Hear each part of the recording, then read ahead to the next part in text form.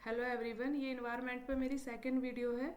इसमें हम important topics पर कुछ मोस्ट एक्सपेक्टेड क्वेश्चन करेंगे, लेकिन इससे भी ज़्यादा ज़रूरी हो जाता है। जैसा कि आप लोग जानते हैं कि कोई भी एग्ज़ाम अगर आप देने जा रहे हो तो उसके पिछले कुछ सालों के PYQs अच्छे से एनालाइज करना। तो अगर आप लोगों ने नहीं करे हैं तो मैंने अपने चैनल पर प्लेलिस्ट बनाई हुई है जिसमें मैंने पिछले कुछ सालों के PYQs कराए हैं सब्जेक्ट वाइज।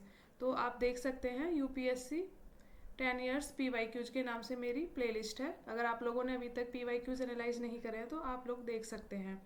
और इसकी भी मोस्ट एक्सपेक्टेड क्वेश्चन की भी मैं एक वीडियो डाल चुकी हूँ। ये मेरी सेकंड वीडियो है। तो स्टार्ट करते हैं। पारिस्थितिकी एवं पारिस्थितिकी तंत्र, ecology and ecosystem. First question है, प्रवाल भित्तियों की वृद्धि के लिए निम्नलिखित में से कौन सी आवश्यक दशाएं हैं? फर्स्ट है प्रकाशीय स्थितियाँ, सेकंड है स्वच्छ और अवसाद रहित जल, थर्ड है 6% समुद्री लवणता, फोर्थ है उष्ण कटिबंधीय समुद्री जल जिसका तापमान 20 डिग्री सेल्सियस से 21 डिग्री सेल्सियस तक हो। नीचे दिए गए कूट का प्रयोग कर सही उत्तर चुनिए। ऑप्शन ए है केवल 1 और 2 और 4, ऑप्शन बी है केवल 2 और 4, ऑप्शन सी है केवल 1 और 3 और ऑप्शन डी है 1, 2, 3 और 4। मैं कुछ सेकंड के लिए रुक जाती हूँ। अगर आप लोग गैस करना चाहें तो कर सकते हैं कि आप देख सकते हैं कि आप लोग कितने क्वेश्चन इसमें सही कर पा रहे हैं। इससे आप लोगों को अपनी तैयारी पता चल जाएगी। तो इसका आंसर है, उत्तर है ए, केवल 1, 2 और 4। मतलब थर्ड जो है वो सही नहीं है। क्यों सही नहीं है देख लेते हैं इसकी व्याख्या। प्रवाल यानी कि प्रवाल चूना प्रधान मुलायम अकशेरुकी जीव होते हैं जो कैल्शियम कार्बोनेट की कठोर रचना वाले खोल में रहते हैं। प्रवाल कम गहराई पर पाए जाते हैं क्योंकि अधिक गहराई पर सूर्य के प्रकाश व ऑक्सीजन की कमी होती है। अतः प्रवाल भित्ति के विकास के लिए प्रकाशीय स्थितियां आवश्यक होती हैं, इसलिए कथन एक सही है। प्रवालों के विकास के लिए जल का अवसाद रहित होना आवश्यक है क्योंकि अवसादों के कारण प्रवालों का मुख बंद हो जाता है, इसलिए 2 भी सही है। उष्ण कटिबंधीय समुद्री जल में लगभग 20 डिग्री सेल्सियस से 21 डिग्री सेल्सियस तापमान प्रवालों के जीवन यापन हेतु अनुकूल होता है, इसलिए कथन 4 सही है। थर्ड क्यों गलत है ये देखते हैं। प्रवाल भित्तियों की वृद्धि हेतु लगभग 32 से 40% लवणता आवश्यक है। नेक्स्ट क्वेश्चन है, किसी एकल जाति यानी स्पीसीज व उसके रहवास के पर्यावरणीय घटकों का अध्ययन क्या कहलाता है? ऑप्शन ए है आवास सानुवंशिकी, ऑप्शन बी है समपारिस्थितिकी, ऑप्शन सी है स्व पारिस्थितिकी और डी है जीव पारिस्थितिकी। तो इसका सही आंसर है ऑप्शन सी, स्व पारिस्थितिकी। व्याख्या देख लेते हैं। पारिस्थितिकी वह विज्ञान है जिसके अंतर्गत समस्त जीवों व भौतिक पर्यावरण के मध्य उनके अंतर संबंधों का अध्ययन किया जाता है।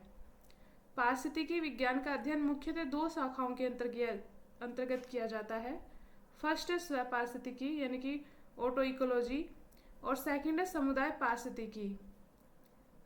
और किसी एकल पौधे अथवा जंतु या एकल जाति का उसके रहवास के वातावरण से परस्पर संबंधों एवं प्रभाव का अध्ययन ही स्व पारिस्थितिकी कहलाता है। नेक्स्ट क्वेश्चन है, किसी जलीय वातावरण में स्वतंत्र तरण स्थूलदर्शी प्राणियों को किस प्रकार उल्लेखित किया जाता है? ऑप्शन ए है प्लवक, ऑप्शन बी है परिपादप यानी कि परजीव, ऑप्शन सी है नितल जीवजात और ऑप्शन डी है तरणक।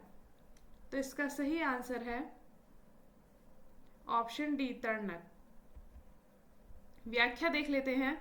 स्थूल आकार वाले शक्तिशाली जंतु जो जलीय वातावरण में स्वतंत्र रूप से तैर सकते हैं तथा धाराओं के विपरीत तैरने में भी असतः सक्षम होते हैं तथा इनमें अधिकांश जंतु कशेरुकी होते हैं, ऐसे जंतु तरणक या नेक्टन समुदाय में आते हैं। नेक्टन समुदाय का प्रमुख जंतु मछली है, जिनमें से हैरिंग, प्लेस, कॉड, स्क्विड्स मछलियां, दूध, व्हेल और सी काठ आदि प्रमुख हैं। प्लवक सागरीय बायोम के प्रकाशित क्षेत्र एवं सागर के ऊपरी पेलेजिक मंडल में जल के ऊपरी भाग गहराई लगभग 200 मीटर में पाए जाने वाले सूक्ष्म जीव जंतु प्रोटोजोआ, क्रेस्टेशन आदि एवं पादपों जैसे शैवाल, डायटम आदि को प्लवक कहते हैं। इस श्रेणी के पादप को फाइटोप्लैंक्टन एवं जंतुओं को जूप्लैंक्टन कहते हैं। प्लवकों की तैरने की क्षमता सीमित होती है और ये मुख्यतः जल धाराओं के प्रभाव पर निर्भर होते हैं। परिपादप सूक्ष्म जीव जंतुओं एवं पादपों के समूह होते हैं जो जलीय सतह में जड़ वाले पादपों से चिपके रहते हैं। परिपादप जल में मौजूद अशुद्धियों को अवशोषित करते हैं। इस तरह ये जलीय वातावरण की शुद्धता को दर्शाते हैं, उदाहरणार्थ शैवाल, साइनोबैक्टीरिया, परिपोषी सूक्ष्मजीव आदि। नितल जीवजात जलीय सतह के जल या तल के समीप रहने वाले पादप व जंतु बैथोस कहलाते हैं। बैथोस समुद्री जल के साथ साथ स्वच्छ जल में भी पाए जाते हैं। नेक्स्ट क्वेश्चन है, प्रवाल त्रिभुज के संदर्भ में निम्नलिखित कथनों पर विचार कीजिए, यानी कि कोरल ट्रायंगल। फर्स्ट है, प्रवाल त्रिभुज Indonesia, Malaysia, Papua New Guinea, Philippines, Solomon द्वीप और तिमोर लेस्ते के उष्णकटिबंधीय सागरीय जल के एक अनुमानित त्रिकोणीय क्षेत्र के लिए प्रयुक्त होने वाली भौगोलिक शब्दावली है। नेक्स्ट है, सेकंड है, मतलब इसमें विश्व की सभी प्रवाल प्रजातियां पाई जाती हैं। थर्ड है, कछुओं की 7 प्रजातियां पाई जाती हैं यहाँ पर। उपयुक्त में से कौन सा कथन सही है? ऑप्शन ए है केवल 1, ऑप्शन बी है केवल 1 और 2, ऑप्शन सी है केवल 1 और 3, ऑप्शन डी है 1, 2 और 3। तो इसका सही आंसर है ऑप्शन ए, केवल 1 सही है। कोरल त्रिभुज एक समुद्री क्षेत्र है जो Indonesia, Malaysia, Papua New Guinea, Philippines और सोलोमन द्वीप समूह और तिमोर लेस्ते, जिनमें कम से कम 500 भित्ति निर्माण कार्य प्रवाल हैं। प्रवाल त्रिभुज में 2 जैव भौगोलिक क्षेत्रों के हिस्से शामिल हैं, इंडोनेशियाई फिलीपींस क्षेत्र और सुदूर दक्षिण पश्चिमी प्रशांत क्षेत्र। विश्व की सबसे अधिक प्रवाल विविधता प्रवाल त्रिभुज में पाई जाती है और यहाँ विश्व की 76% प्रवाल प्रजातियां पाई जाती हैं। नेक्स्ट क्वेश्चन है, निम्नलिखित में से कौन सा एक पद केवल जीव द्वारा ग्रहण किए गए दिक् स्थान का ही नहीं बल्कि जीवों के समुदाय में उसकी कार्यात्मक भूमिका का भी वर्णन करता है? ऑप्शन ए है संक्रमिका यानी कि इकोटोन, पारिस्थितिकी कर्मता, ऑप्शन सी है आवास और ऑप्शन डी है आवास क्षेत्र। तो इसका सही आंसर है ऑप्शन बी, पारिस्थितिकी कर्मता। व्याख्या देख लेते हैं। पारिस्थितिकी निकेत अथवा नीच शब्द का प्रयोग सर्वप्रथम गिल्डलेस ने किया था। इन्होंने विभिन्न प्रकार की जातियों एवं उपजातियों के स्थानीय वितरण व्यवस्था का इसके माध्यम से निरूपण किया था। आवास एवं निकेत वह स्थान है जहाँ जीव निवास करते हैं, आवास कहलाता है। आवास स्पष्ट भौतिक गुणों से युक्त होता है जिसमें वनस्पति तथा प्राणी जीवन के प्रबल रूप में सम्मिलित होते हैं, जबकि किसी भी जीव का पारिस्थितिकी निकेत विभिन्न स्थितियों, सहनशीलता, संसाधनों के उपयोग की क्षमता तथा पारिस्थितिकी तंत्र में इसकी अभिलाक्षणिक भूमिका को दर्शाता है। प्रत्येक जीव का एक विशिष्ट निकेत होता है तथा कोई भी 2 जातियां एक ही निकेत में नहीं रह सकती। संक्रमिका यानी कि इकोटोन 2 या 2 से अधिक विविध समुदायों के मध्य भौगोलिक संक्रमण क्षेत्र को संक्रमिका कहते हैं, जैसे घास, स्थल एवं वन के बीच का जो क्षेत्र है, समुद्री कोमल तल प्राणियों तथा कठोर तल प्राणियों के बीच का क्षेत्र। नेक्स्ट है, यूट्रोफिकेशन का अर्थ है, ऑप्शन ए है औद्योगिक कचरों का निकास जो जल में शैवाल की वृद्धि के लिए वांछित पोषक तत्वों के स्तर को बढ़ाते हैं और इन शैवालों के मरने पर इसे खाने के लिए जीवाणु द्वारा ऑक्सीजन का अत्यधिक उपभोग किया जाता है। ऑप्शन बी है औद्योगिक कचरों का निकास जो जल में वांछित पोषक तत्वों के स्तर को कम कर जल में शैवालों की वृद्धि को कम करता है तथा ऑक्सीजन का कम सृजन होता है। ऑप्शन सी है जल में तेल का प्रसार जिससे सतह पर तेल की परत बन जाती है तथा ऑक्सीजन की उपलब्धता कम हो जाती है। ऑप्शन डी है इनमें से कोई नहीं। तो इसका सही आंसर ऑप्शन ए है औद्योगिक कचरों का निकास जो जल में शैवालों की वृद्धि के लिए वांछित पोषक तत्वों के स्तर को बढ़ाते हैं और इन शैवालों के मरने पर इसे खाने के लिए जीवाणु द्वारा ऑक्सीजन का अत्यधिक उपभोग किया जाता है। मैं सारे क्वेश्चन ऐसे लेके आई हूँ छाट के जो कि मोस्ट इम्पोर्टेंट है, ऐसा नहीं कि किसी भी टॉपिक से कोई भी क्वेश्चन उठा लिया हो। सारे मोस्ट इम्पोर्टेंट क्वेश्चन है जहाँ से आने की या किसी भी तरह से क्वेश्चन बनने की उम्मीद है, इसलिए एक्सप्लेनेशन भी मैं काफ़ी मतलब कम से कम 5-6 लाइन की देती हूँ जिससे कि कोई भी क्वेश्चन अगर वहाँ से बनता है तो आप लोग आराम से क्लियर कर लें। नेक्स्ट है शैवालों के संबंध में निम्नलिखित कथनों पर विचार कीजिए। फर्स्ट है समुद्री शैवालों का प्रयोग खाद्य के रूप में नहीं किया जा सकता क्योंकि इनमें निम्न पोषक तत्व होते हैं। सेकंड है लैमिनेरिया और फ्यूकस 2 ऐसे समुद्री शैवाल हैं जिनका प्रयोग पशु चारा के रूप में किया जाता है। थर्ड है एगार एक प्रकार का शैवाल है जिसका उपयोग दवा उद्योग, फोटोग्राफी, धातु लेपन आदि में किया जाता है। 4 है समुद्र में प्राय हरे, नीले, लाल तथा भूरे शैवाल मिलते हैं। उपयुक्त में से कौन से कथन सही हैं? ऑप्शन ए है 1, 2 और 4, ऑप्शन बी है 2 और 4, ऑप्शन सी है 2, 3 और 4, ऑप्शन डी है 1, 2, 3 और 4। तो इसका आंसर है ऑप्शन सी 2, 3 और 4। समुद्री शैवालों में उच्च पोषक तत्व होने के कारण इनका इस्तेमाल खाद के रूप में किया जा सकता है। नेक्स्ट क्वेश्चन है, निम्नलिखित में से किस राज्य में विश्व के पहले नमक सहिष्णु पादप उद्यान यानी कि सॉल्ट टॉलरेंट प्लांट गार्डन का उद्घाटन किया गया है? ऑप्शन ए है तमिलनाडु, ऑप्शन बी है कर्नाटक, ऑप्शन सी है गुजरात, ऑप्शन डी है आंध्र प्रदेश। तो इसका सही आंसर ऑप्शन ए है तमिलनाडु। इस उद्यान की स्थापना प्रख्यात कृषि वैज्ञानिक एम.एस. स्वामीनाथन, जिन्हें भारतीय हरित क्रांति का पिता कहा जाता है, के द्वारा स्थापित एम.एस. स्वामीनाथन रिसर्च फाउंडेशन द्वारा की गई है। इस उद्यान में हेलोफाइट पौधों के 550 वर्गों तथा 117 जातियों को लगभग 1600 प्रजातियां होंगी। प्रारंभ में इनमें भारतीय तटों तथा अंडमान निकोबार द्वीप समूह पर पाए जाने वाले हेलोफाइट शामिल हैं। नेक्स्ट क्वेश्चन है, कोरल ब्लीचिंग के संदर्भ में निम्नलिखित कथनों पर विचार कीजिए।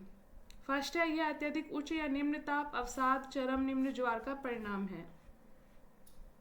सेकंड है, इसके परिणाम स्वरूप कोरल समाप्त हो जाते हैं। उपयुक्त में से कौन से कथन सही हैं?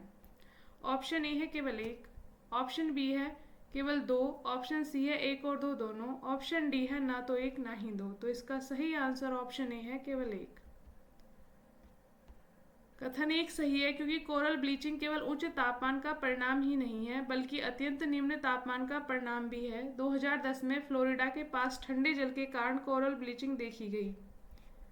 कथन सेकंड सही नहीं है, क्योंकि कोरल ब्लीचिंग के परिणाम स्वरूप कोरल का रंग सफेद हो जाता है मगर वह समाप्त नहीं होते हैं। नेक्स्ट है, नीले हरित शैवाल के संदर्भ में निम्नलिखित कथनों पर विचार कीजिए। फर्स्ट है, ये परपोषी रोगाणु हैं। सेकंड है, ये महत्वपूर्ण खाद्य स्रोत हैं। थर्ड है, ये नाइट्रोजन स्थिरीकरण के दृष्टिकोण के से महत्वपूर्ण हैं।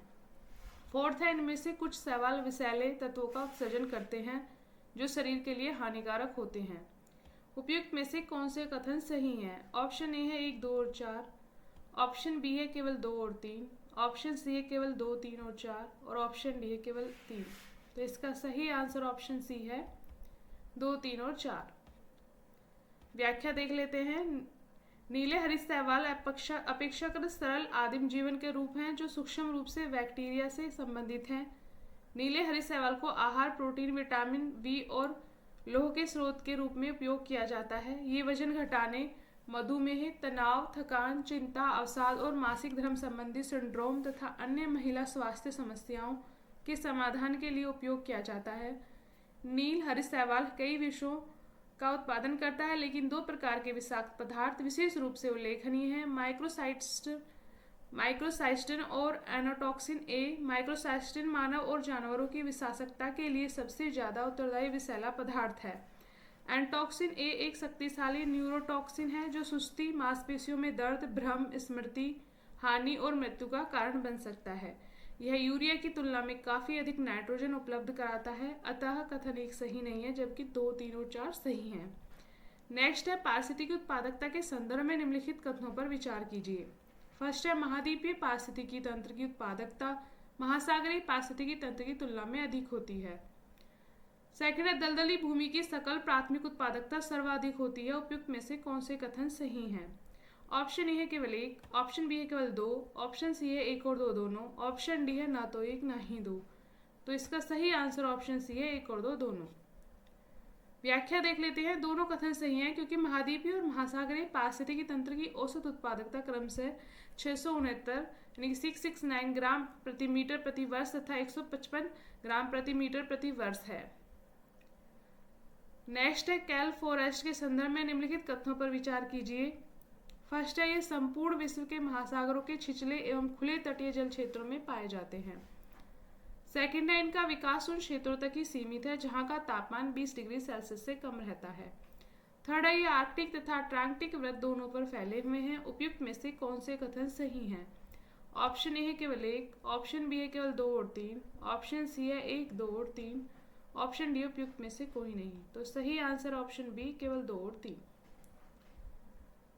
व्याख्या देख लेते हैं। कैल फॉरेस्ट पृथ्वी पर सर्वाधिक उत्पादक, सुंदर एवं प्रचुर मात्रा में प्रजातियों से भरपूर पारिस्थितिकी तंत्र होते हैं। ये विश्व के शीत एवं शीतोष्ण महासागरों के छिछले एवं तटीय जल क्षेत्रों में पाए जाते हैं। ये वन केवल वहीं तक सीमित है जहाँ का तापमान 20 डिग्री सेल्सियस से कम रहता है और ये आर्कटिक एवं अंटार्कटिक वृत्त दोनों पर फैले हैं। नेक्स्ट है फाइटोट्रॉन एक सुविधा है। ऑप्शन ए है पौधों में प्रकाश संश्लेषण की गति तीव्र करने के लिए। ऑप्शन बी है उत्परिवर्तन को प्रेरित करने के लिए यानी कि म्यूटेशन को। ऑप्शन सी है नियंत्रित परिस्थितियों में पौधे उगाने के लिए। ऑप्शन डी उपयुक्त में से कोई नहीं। तो सही आंसर ऑप्शन सी है नियंत्रित परिस्थितियों में पौधे उगाने के लिए।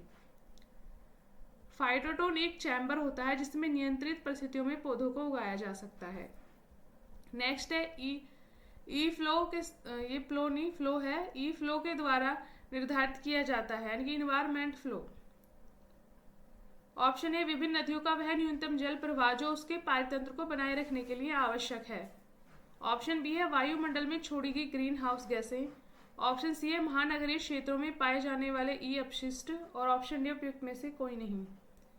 तो सही आंसर ऑप्शन ए है विभिन्न नदियों का वह न्यूनतम जल प्रवाह जो उसके पारितंत्र को बनाए रखने के लिए आवश्यक है। व्याख्या देख लेते हैं। विभिन्न नदियों के पर्यावरणीय रूप से धारणीय नदी प्रवाह का न्यूनतम स्तर ई फ्लो के जरिए निर्धारित किया जाता है। यह शुद्ध जल और नंदमुख पारितंत्र को बनाए रखने के लिए आवश्यक जल के प्रवाह को मात्रा, समय और गुणवत्ता का वर्णन करता है। नेक्स्ट है मोजेक के संदर्भ में निम्नलिखित कथनों पर विचार कीजिए। फर्स्ट है, यह अटलांटिक में जलवायु का अध्ययन करने हेतु अंतर्राष्ट्रीय अनुसंधान अभियान है। सेकंड है, यह मध्य आर्कटिक में वर्ष भर चलने वाले पहला अभियान है। उपयुक्त में से कौन सा कथन सही है? ऑप्शन ए केवल एक, ऑप्शन बी है केवल दो, ऑप्शन सी है 1 और 2 दोनों, ऑप्शन डी है ना तो 1 ना ही 2। तो इसका सही आंसर ऑप्शन बी है केवल 2। व्याख्या देख लेते हैं। मोजेक भौतिक, रासायनिक और जैविक प्रक्रियाओं का अध्ययन करने हेतु एक अंतर्राष्ट्रीय अनुसंधान अभियान है। इसमें आर्कटिक के वातावरण, समुद्री बर्फ, महासागर और पारिस्थितिकी तंत्र का अध्ययन भी शामिल है, इसलिए कथन एक सही नहीं है। मोजेक केंद्रीय आर्कटिक में वर्ष भर आर्कटिक जलवायु प्रणाली की खोज करने वाला प्रथम अभियान है, इसलिए 2 सही है। अनुसंधान के वर्ष भर के संचालन के दौरान आइस ब्रेकर आरवी पोलरस्टर्न जहाज के समीप की समुद्री बर्फ पर अवलोकन स्थलों के वितरित क्षेत्रीय नेटवर्क स्थापित किए जाएंगे। आइस ब्रेकर आरवी पोलरस्टर्न जर्मनी का एक अनुसंधान जहाज है जिसे मुख्य रूप से आर्कटिक और अंटार्कटिक में अनुसंधान के लिए उपयोग किया जाता है।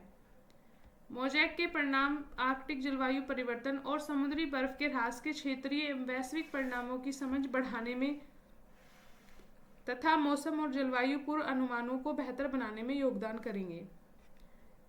इस परियोजना को अंतर्राष्ट्रीय आर्कटिक विज्ञान समिति के अधीन प्रमुख ध्रुवीय अनुसंधान संस्थानों के एक अंतर्राष्ट्रीय संघ द्वारा डिजाइन किया गया है। यहाँ पे हमारी वीडियो समाप्त होती है। Thank you everyone. अगर आपको पसंद आए तो लाइक कीजिएगा और शेयर कीजिएगा।